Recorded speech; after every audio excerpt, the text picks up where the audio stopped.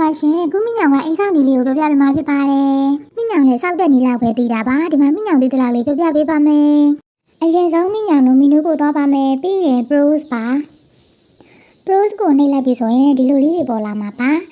ဒီမှာပါဒါလေးတွေကအိမ်ဆောက်တဲ့နေရာမှာအသုံးပြုတဲ့ဟာလေးတွေပါဒီဟာဆိုလို့ရှိရင်ဒါကကြတော့ဒီမှာအိမ်ထဲမှာထည့်တဲ့ sofa တို့ဒီအိပ်ယာတို့ပေါ့နော်အိမ်ထဲမှာရှိတဲ့ pre box ကလေးတွေပါဒီ cooking food ကကြတော့ဒီအစားအသောက်လေးတွေပေါ့နော်အစားအသောက်လေးတွေပါပြင်ဒီ effect ကဆိုတော့မီးတွေစမ်းချောင်းတွေနှင်းတွေလုပ်တဲ့ဟာလေးပါဒီမှာပါဒီ private object လေးကြတော့မိညောင်တို့အခြေခံအိမ်ဆောက်တဲ့ပစ္စည်းလေးတွေပေါ့နော်ဒီ wall တို့ကျန်းပြင်တို့ပြီးနှရံတို့အဲ့လိုမျိုးဟာလေးတွေပါဒီပတ်စောက်ဟောက်ထဲမှာဆိုရင်မိညောင်တို့တကားလေးတွေပြတင်းပေါက်လေးတွေလှီကားလေးတွေပါမှာဖြစ်ပါတယ်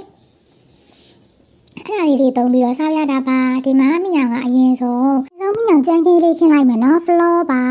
ကြမ်းခင်းလေးအရင်ခင်းလိုက်မယ်ပြီးရင်အကြမ်းခင်းလေးကိုမိညောင်တို့ကအကြီးကြီးဖြစ်အောင်လုပ်လို့ရတယ်ထူအောင်လုပ်လို့ရတယ်ပပလေးဖြစ်အောင်လုပ်လို့ရတယ်ပေါ့နော်အရင်ဆုံးဒီမှာ wine ပါ wine လေးကကြတော့ဒီကြမ်းပြင်လေးကနည်းနည်းထူနေဆိုမိညောင် wine အနှုတ်လေးသုံးပြီးတော့ဒါလေးကိုပါလိုက်ပါတယ်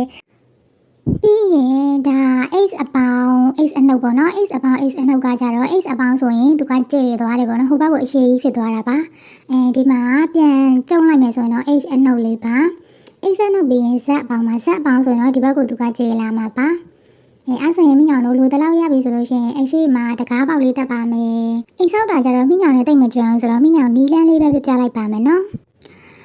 မိညောင်တို့တကားပေါက်လေးတက်ဖို့အတွက်ဒီမှာတကားလေးရွေးပါမယ်မဟုတ်ဘူးဒါကြီးကကြတော့နရံပုံစံပဲဆိုတော့မိညောင်တို့မှားသွားရင်ပြန်ဖြစ်မယ်ပေါ့နော်အပေါ်က result item ဆိုတာလေးကိုနှိပ်လိုက်ရင်ပြတ်သွားမှာဖြစ်ပါတယ်ပြီးရင်မိညောင်တို့ဒါလေးပါ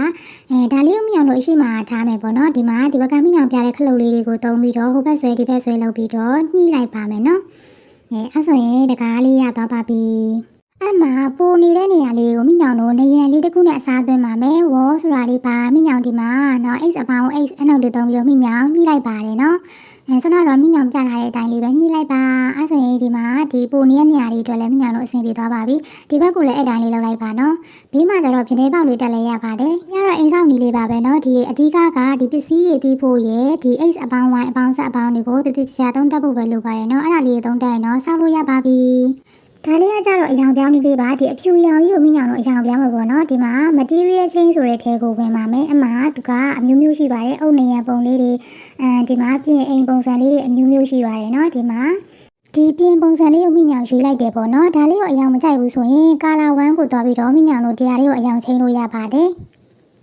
ကဲဒီမှာပါဒီလိုလေးတွေချိန်ရတာပါ